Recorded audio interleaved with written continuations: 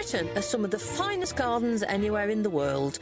For me, it's about getting in amongst the wonderful plants that flourish in this country and sharing the passion of the people who tend them. However, there is another way to enjoy a garden. And that's to get up above it. I love ballooning because you get to see the world below in a whole new light. From up here, you get a real sense of how the garden sits in the landscape, how the terrain and the climate has shaped it. And I want you to share that experience with me.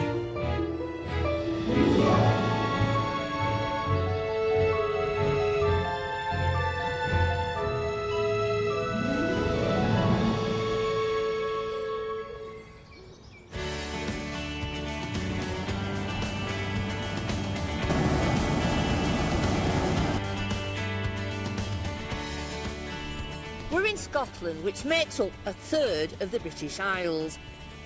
Its scenery is hugely varied, from lowland rippling hills to vast rugged mountains, from large cities to uninhabited landscapes. Today we're exploring the border country around the great city of Edinburgh, and there's also some rather wonderful gardens down there.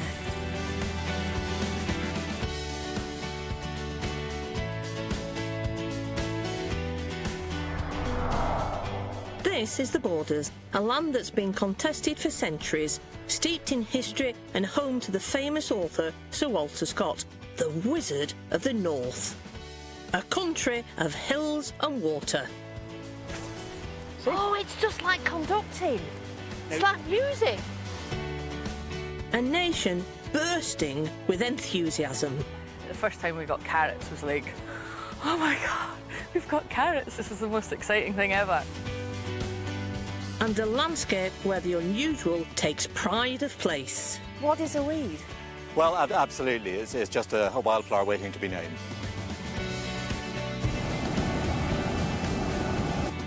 South of Edinburgh and north of Hadrian's Wall are the border counties of Scotland.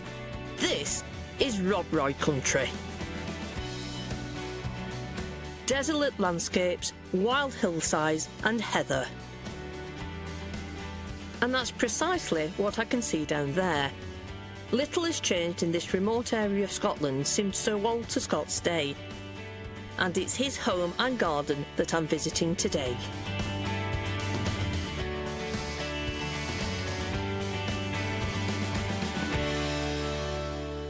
From up here you can see how the house, built in the baronial 19th century style, sits in the landscape. Surrounding the house are some marvellous walled gardens, and integral to the estate, the River Tweed meanders through the garden landscape. A truly magnificent sight, and I just can't wait to get down there. For me, Scotland has always been about romantic castles, ice-clear rivers and burns, a place where people take pride in their national heroes. And it's all because of 19th century classic author Sir Walter Scott and his idyllic castle and estate.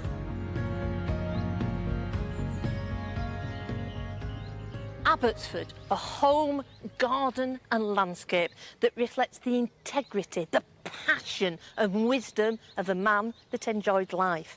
And if he was alive today, he would be proud of what's been achieved to keep all of this alive. Abbotsford, in the Scottish Borders, is the early 19th century home of Scotland's most prolific author, Sir Walter Scott. It was once a 1,400-acre estate with a fairy tale castle, turrets and all, at its heart. But today it's owned by the Abbotsford Trust, a charity established to preserve Scott's home for eternity. Pippa Coles manages the garden and she's bursting with information about its history. Hi Pippa, how are you? Hello Christine, I'm fine, how are you? I'm fine, what are you doing Good. down here? I'm just tying up a few things that have flopped over. The victims of rain, wind and old age, I think. What challenges do you actually face carrying out all the work that's necessary? Well, we have many challenges. One is the historic fabric, which has to be our first port of call. So one is the beautiful walls, the beautiful buildings that make up the garden, the turrets. These things are unique to Scotland, unique to Abbotsford. Secondly, we have the challenge of running this kitchen garden here as a kitchen garden, which is how Scott would have run it. And what a magnificent setting. It is absolutely stunning, and of course Scott knew it was stunning. It's not just the physical setting that interested Scott, but it's the archaeology of the site and the stories attached to the site. I mean, Scott was a storyteller through and through, and that's what he's sought to do at Abbotsford and across the estate at Abbotsford, is tell stories. And is there something particularly Scottish about these gardens? Well, Sir Walter Scott, in some ways, invented Scottishness, and the architecture of the house, which is called Scottish baronial, was later followed in Victorian times. Balmoral Castle was designed along the lines of Abbotsford. So in some ways it's the beginning of a Victorian notion of Scottishness. Sir Walter Scott's fame and early fortune were built on his writing career. His famous titles delve back into Scottish history, romanticising a turbulent past and creating the notion of Scotland that Queen Victoria later turned into high fashion. Scott was one of the last great contributors to the period now known as the Scottish Enlightenment, which had seen 18th century Scotland become a hotbed of genius. It was a country bursting with political and social thinkers, economists, architects and artists who still influence the world today. Scott's contribution was Romantic Scotland, and the sale of his books funded his purchase of Abbotsford and all of his gardening innovations here. Do these gardens really reflect what Walter Scott was about?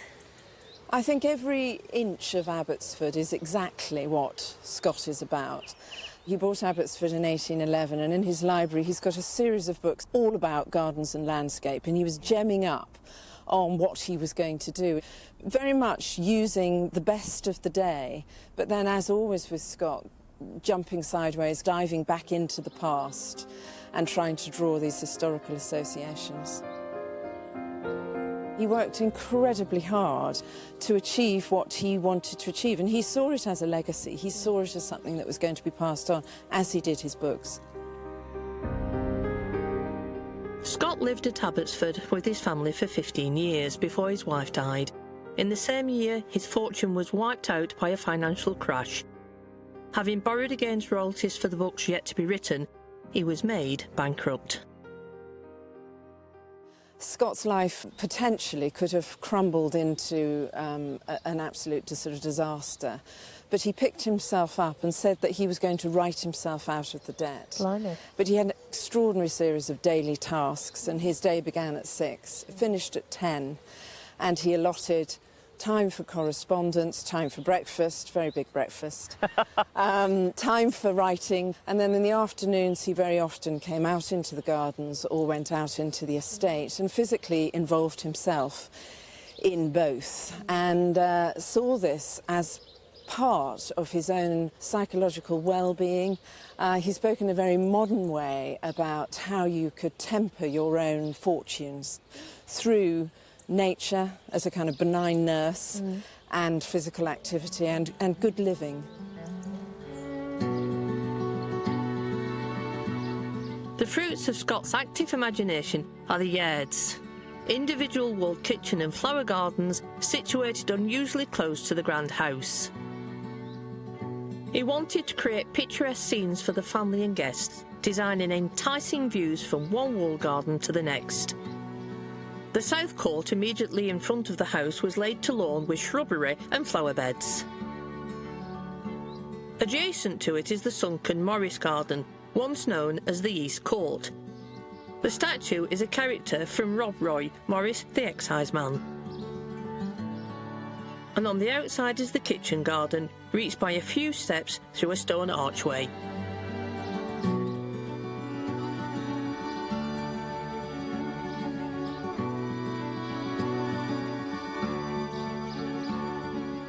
Since Scott's death in 1832, Abbotsford has been home to his descendants.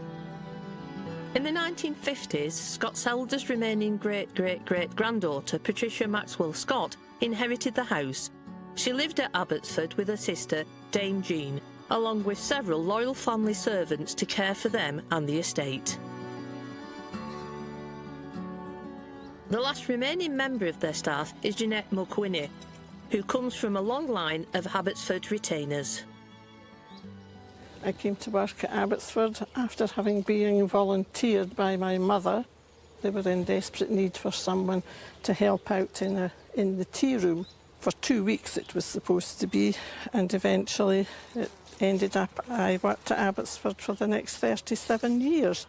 I've always liked flowers, and I wouldn't say I'm not an expert flower arranger by any manner of means, but I just like putting flowers in vases, basically. I'm sure there's more to it than that. Jeanette, you've worked here for a very long time, but over that period, what sort of work did you do? A little bit of everything. Came to work in the tea room originally. That lasted about 5 years, I think, and then I went to work in the gift shop. Then I done guided tours, then went to work in the office, and 37 years later I was still here and retired in June. 37 years. Yes. So what made it so special for you?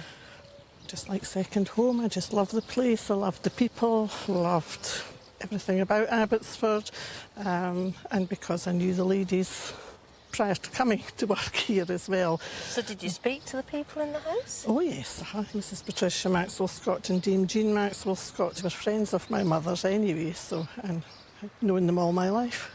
Wow, and what sort of a relationship did you have with them? Mother and daughter. Really? Aunt, whatever you like to call it. Dame Jean was the gardener. She loved her garden. She'd often be found on her hands and knees in the garden. Visitors didn't realise that she was one of the ladies of the house, basically.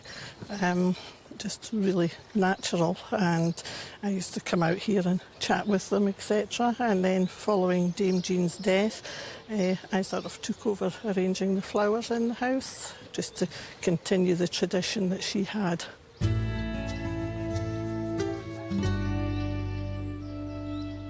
Dame Jean had a personal flower truck for collecting blooms in the garden. It's been lost in recent years, but I think I know someone who would love one of her own.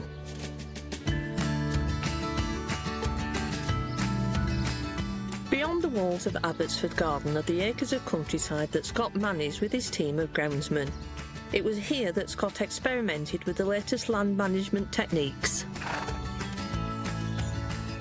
Phil Munro is the current estate ranger. Scott trialled various different forestry techniques at Abbotsford, from planting and pruning to thinning woodlands, and he published all these in a journal he kept called Silva Abbotsfordiensis. He was very hands-on with forestry. He was out there helping his estate factotum, Tom Purdy, and his labourers. He was said to be a very powerful wielder of the axe. He would compete with his men to see who could fell a tree with the fewest blows, and quite often won. Scott encouraged open access to his grounds. He was quite happy for people to come and enjoy the land at Abbotsford. And he also talked about the fact that people respected the grounds and the structures that were on it. There was never any damage done to anything on the estate for the free access that he provided. Today, Abbotsford is still open to the public, and Phil's role now includes more visitor work than the job did in Scott's time. Historically, the work of a forester was as much about protecting the woodlands from poachers and from thieves as much as it was harvesting the timber. Today, it's a bit more about encouraging people to come and enjoy woodlands, and also to enhance and protect the biodiversity that's already here. We're looking to harvest some of these oak saplings. We have an area in a different woodland where there's very little oak regeneration, so we want to take these little saplings out, pot them up, let them mature a bit, so get them a bit stronger, and then we'll plant them out in the other woodland. The English oak is prized for its strength, durability and longevity. From acorn to sapling can take anywhere between 6 to 18 months, with many specimens living for hundreds of years. Native to most of Europe and the Near East, oaks have supplied shipwrights and builders with the stuff of their trade for centuries. Nowadays, oaks are not only valuable for their wood, they're important harbours for insects, and a diverse range of wildlife depend on them for their habitat and food. They're a sustainable resource, but when they take so long to grow, it's reassuring to see them managed so carefully on Scott's estate. I think he'd be pleased to see some of his old friends still growing here. What Scott created here is really what makes us unique, the landscape that Scott built, basically. So we want to ensure that is here for future generations to enjoy. Today, Scott's forest stretched right down to the water, where there's something I've always wanted to try my hand at. Could I come and have a go, please? Yes, I'll just come and give you a hand in the water. Fly fishing on the River Tweed. What an amazing setting. Give me your hand, fair maiden. Thank you. Well, hey, I've never done this. I've never, ever even had a rod in my hand. Have you not? No. Nigel Fell is the estate's fishing gilly. He's here to help hopeless novices like me and experienced fishermen alike to have a great day messing about in the river. Do you want to have a go at the casting? Oh, yeah. Right. Yeah, absolutely. Now, that fly, that's very colourful. Yeah. Does that make a difference? Sometimes it does and sometimes it doesn't. I mean, I've caught salmon on lots of different coloured flies. Right. It's a case of just keep on fishing away and hopefully something happens, yeah? You see, I thought it'd be about that big. No, these are salmon flies, they're little tiny flies, that's for trout. These are for Okay. salmon and sea trout. Right. So, and a bit later on in the season, we will even go bigger. If you want to have a cast, we'll get the line out and I'll show you what you're supposed to be doing. So let's just try. So There, and hit it. See? oh, it's just like conducting. That's right. Now, It's like music. do you think you can manage yourself with this I'm one? going to have a bite if you Have a don't bite, mind. But don't be too rushy about it. Just No, so everything's very gentle. easy, yeah?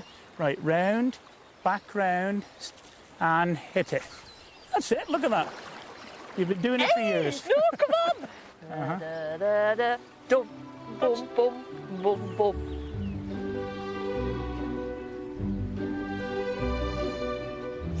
Hey, Goes that's up. magic. Yeah, that's it, lovely. You don't get it better than that.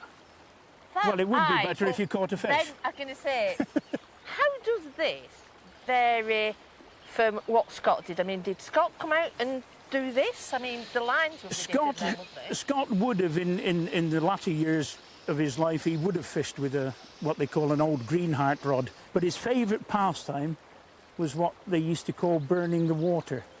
Some people used to wade down the edge with a big flaming torch on a stick. Other ones used to have a boat with a big brazier in the back of it. Yeah. So it would light up the water, and he would have a big fork called a lister.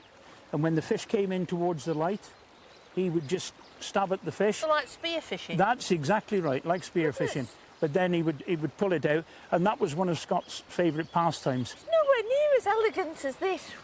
Well, this is modernisation, isn't it? The gillies craft goes back over 500 years to when the produce from the estate went straight to the kitchen. In those early days, when you caught a salmon, they killed it to eat. Right, and And what now- happens these days? Well, there's more conservation now. Most of the salmon that are caught are released back into the water so they can breed, and hopefully we'll get more salmon coming back in a few years' time, yeah? Today, the gillies' job is to manage the river, keeping it healthy and profitable. This is how you earn your bread. This is my full-time job, yeah. What I'm supposed to do is go out in the morning and greet the fishermen that are coming. The knowledge I've accumulated over the years I've been on this beat, I show them roughly where I think the fish are going to be. But you're surrounded by this all day. That's why I do it. Because I could never sit in an office and work. I've always been outside all my life. Do you know, it's almost as good as gardening. No, it's better than gardening.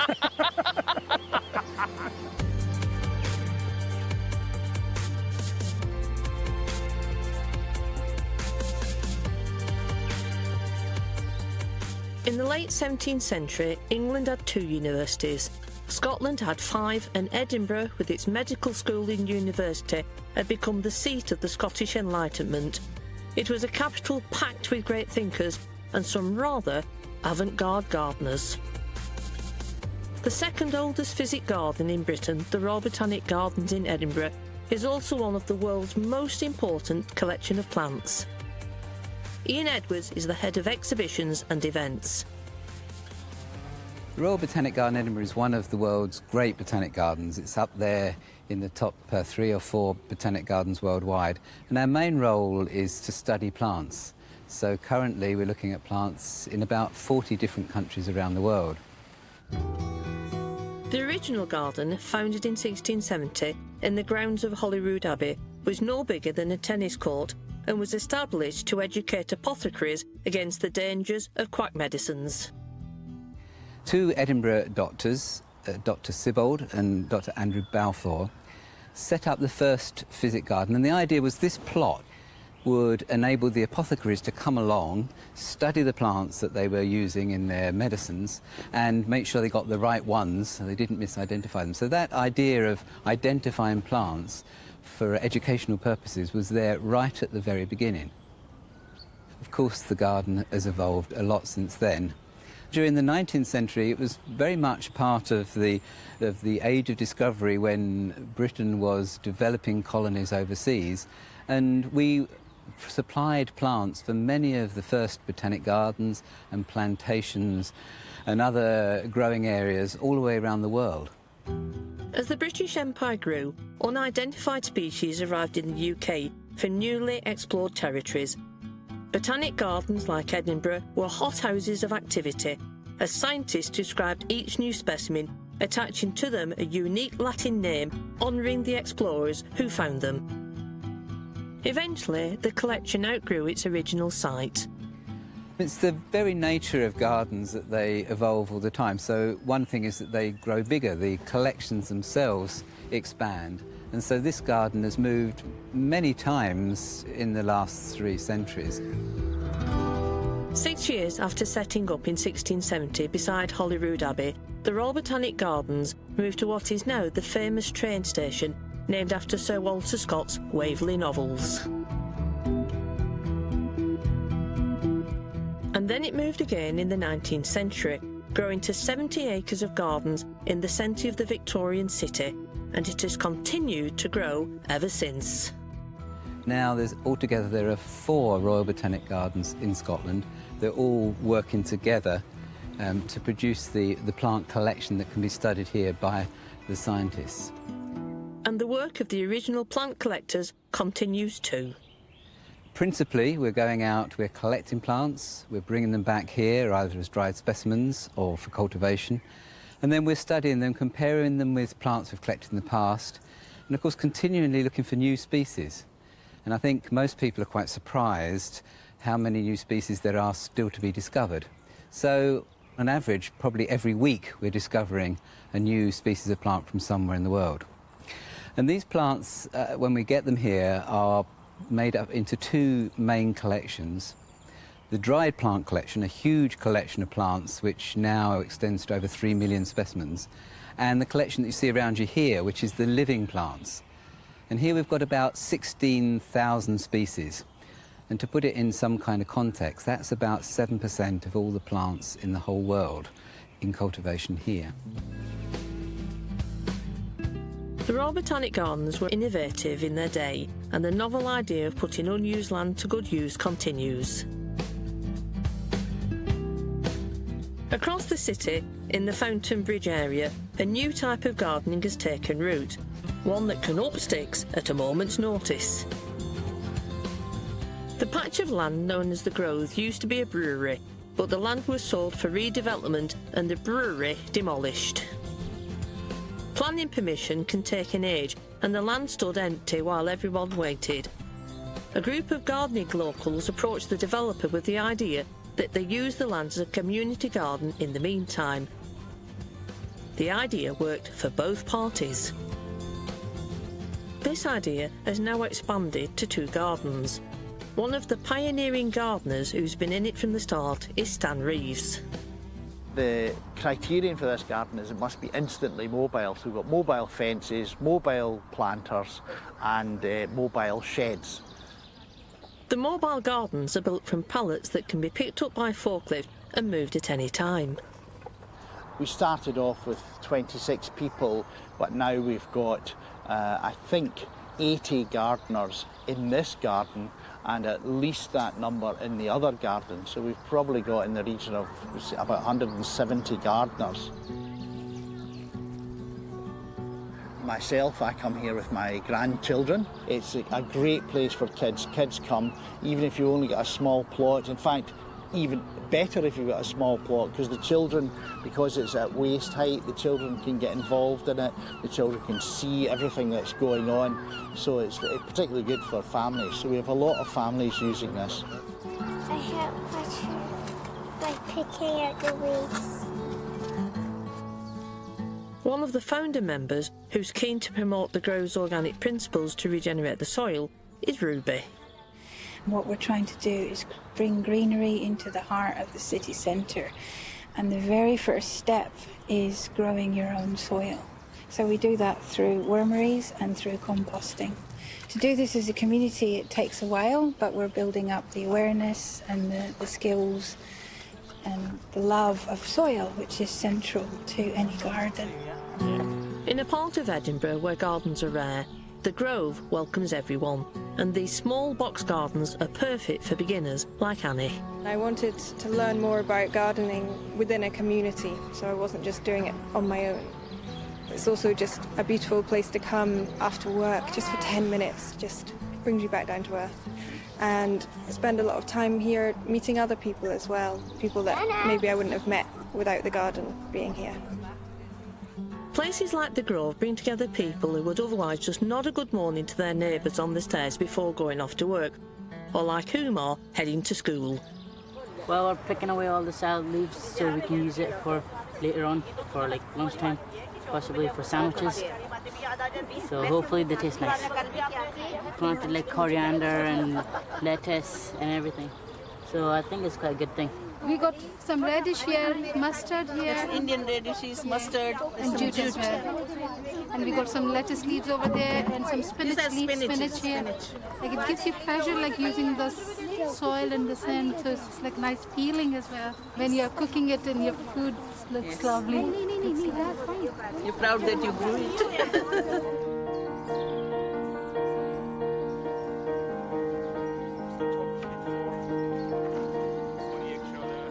It's really exciting because we're not gardeners or growers of things normally, so this is like our first experience doing it.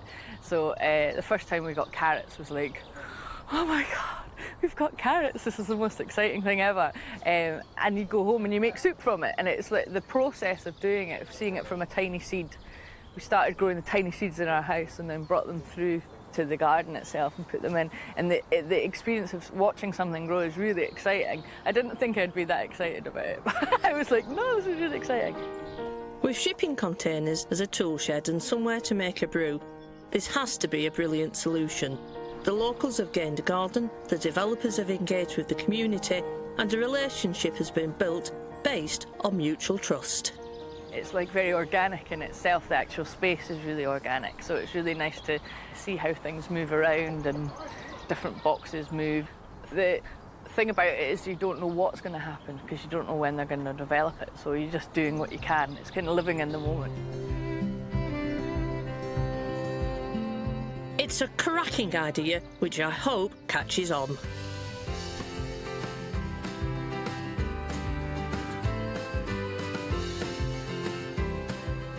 Sir Walter Scott is honoured by the Scott Memorial in the centre of Edinburgh.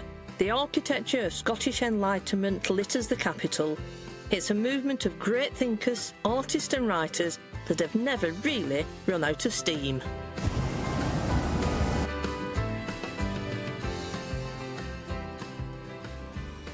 40 miles west of Abbotsford is a very beautiful garden, Little Sparta, created by another Scottish writer, Ian Hamilton Finlay. It's 7 acres, divided up into 10 tiny areas of romance. It was created not as a garden, but a piece of art. The poet, integral to a very beautiful little space.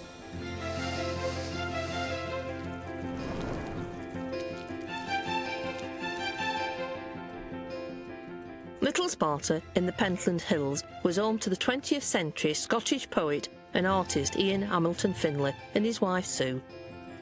They spent 25 years here together, building a garden that's a work of art.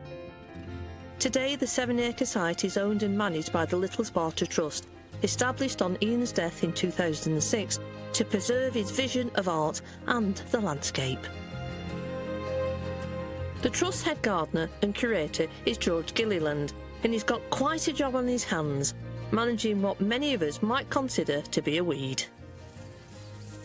Hi, George. Hello, Christine. How are you doing? Hi. Yes. What are you doing here? This is Rose Bay Willow Herb. It's every other gardener's enemy, but we quite happily let it grow here because it becomes part of the context of what this garden is. Yeah.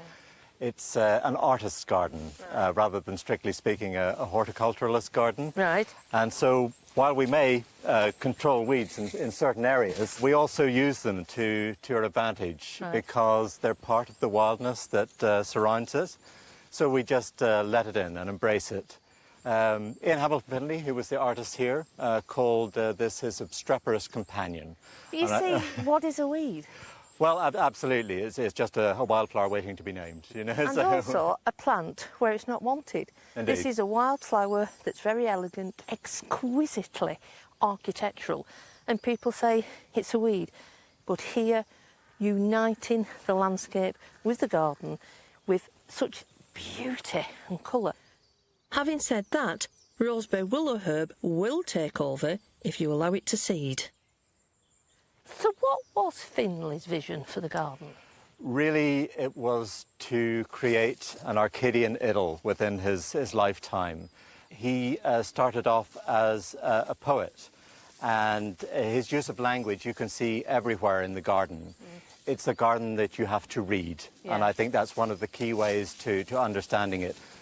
Throughout the gardens, you will see references to the classical world, to Greece and Rome, to temples, columns, and things like this, also references to the classical poets. There are many, many layers of influence. The garden developed over a period of 40 years, so it gradually grew out, and his ideas and expressions of how he wanted artworks to sit in the landscape, for instance, became influenced by the shape of the landscape, as well as what he wanted to express within the artwork itself.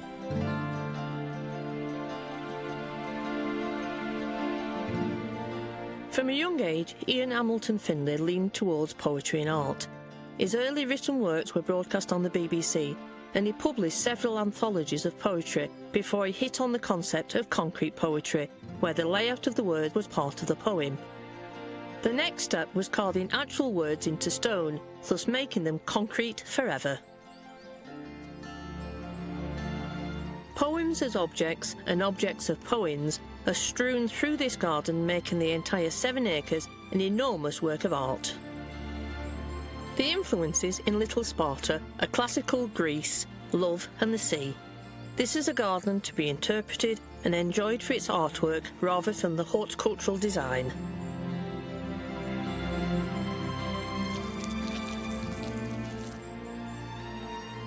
How do you see your role here? It's very much conservation, to keep the garden as Finlay intended it to be seen. He completed the vision of how he wanted it to be. So it's my job now to maintain that. Where other gardeners would balk at certain of my practices, they're very purposeful. I allow weeds to grow. Wildflowers. Wildflowers. And to understand what those do in a particular space, how they relate to the artworks that sit behind them. And indeed, a lot of the planting is to do with camouflage. Right. Plants are used as camouflage behind artworks, hiding artworks, or referencing them. You'll see a group of silhouettes of battleships from the Second World War, which were given flower names. And Finlay re-camouflages those by making the names into anagrams. So it's quite a subtle idea, but Yeah. I think the garden is very rewarding intellectually, but it's also quite charming. I find that the more time I spend in it, the more rewarding it becomes. In 2004, 2 years before Ian Hamilton Finlay's death, Little Sparta was voted Scotland's most important work of art. This confirmed Finlay as an artist, not a plantsman, and this is not a garden for visitors wanting to pinch a few seed heads for their own patch. If they do, they'll be inundated with weeds. Nicknamed fireweed and bombweed for its tendency to germinate in scorched earth, roseberry willow herb was sometimes eaten as a vegetable in the past, but today most people see it as an invasive weed. It's a tall plant with willow-like leaves which burst into pink flowers in midsummer and autumn. If you plant it intentionally, regular deadheading is a must. Otherwise, the seeds will float all over your garden, choking everything else. But here at Little Sparta, roseberry willow herb is a valued flower. Ian Hamilton Finlay was a man after my own heart. Wherever you be, let the weeds go free. I suppose whether you appreciate it depends on your perspective. Do you think gardeners that visit understand this garden? I hope so. This is a place that embraces the history of landscape and garden design and uses that to express a particular ideal or a particular vision of the world. I think Finlay stood and stared an awful lot. He probably did, but I'm afraid I can't do that, so... So shall we get on with it? Absolutely.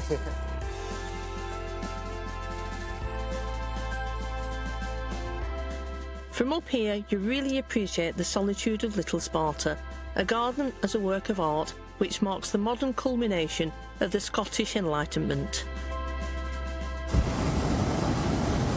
Garden owners each have a unique relationship with their patch, but they all have one thing in common, a deep-seated love for their plot. I've asked basket maker Anna Lieberman Coldham to make a flower basket for someone I think's very special, a flower lady who loves the garden at Abbotsford as if it was her own. Anna's willow copse follows the principle of organic planting and zero-carbon craftsmanship.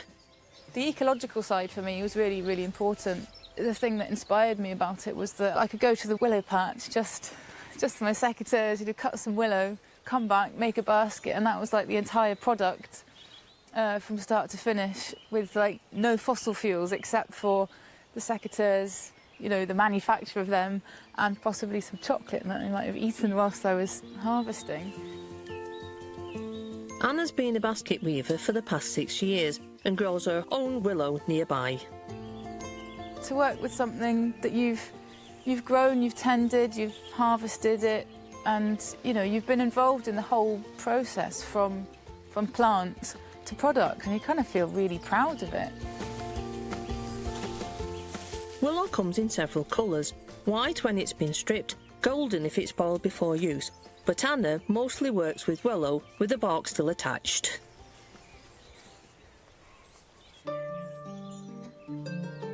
Once she gets going, the process is quite quick. There's no pattern, just hand and eye forming a centuries-old design for a classic flower basket. It's a kind of locking weave. Each stroke sort of locks down the previous stroke. There's apparently about 2,000 different varieties of basketry willow, and that's just basketry willows, not just, not all willows. So that's quite a lot.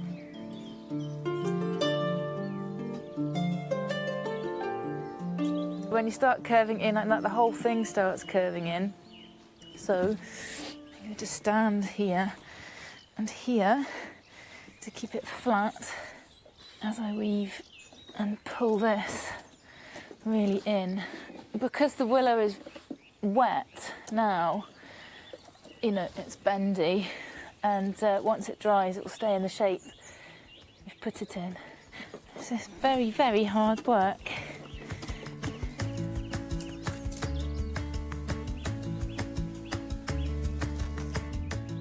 It looks pretty scraggly at the moment. We've just got all these kind of bits flying off everywhere.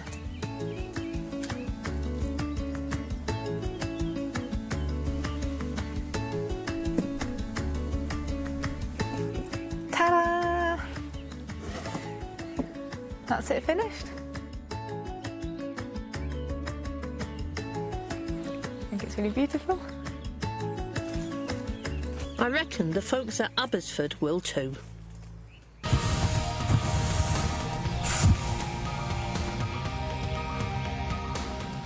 Today, Scott's legacy at Abbotsford is a cornucopia of colour, probably something you'd recognise.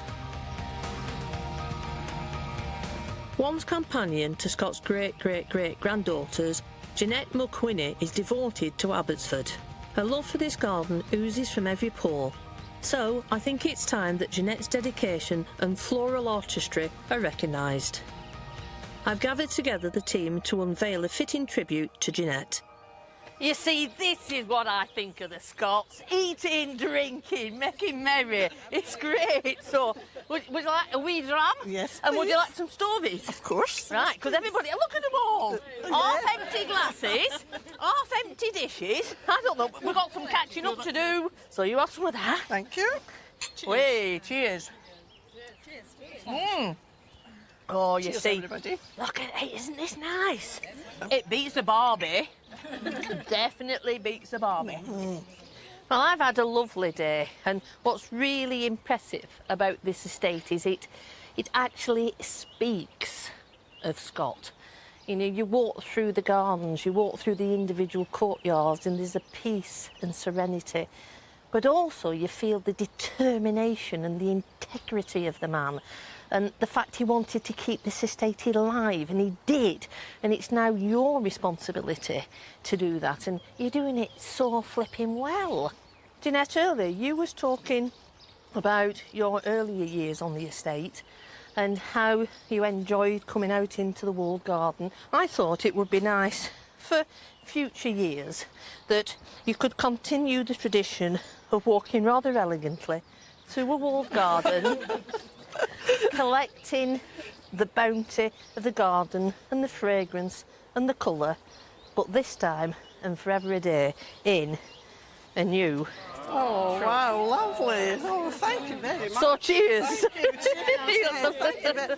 I'm sure it'll be put to good use over the coming years and continue the tradition of fresh flowers from the garden. All thanks to the marvellous gardeners. Absolutely. So cheers to you all. Thank you. And let's have more whiskey, more stovies, and enjoy ourselves. Thank you. So a toast, Walter Scott. Walter Scott.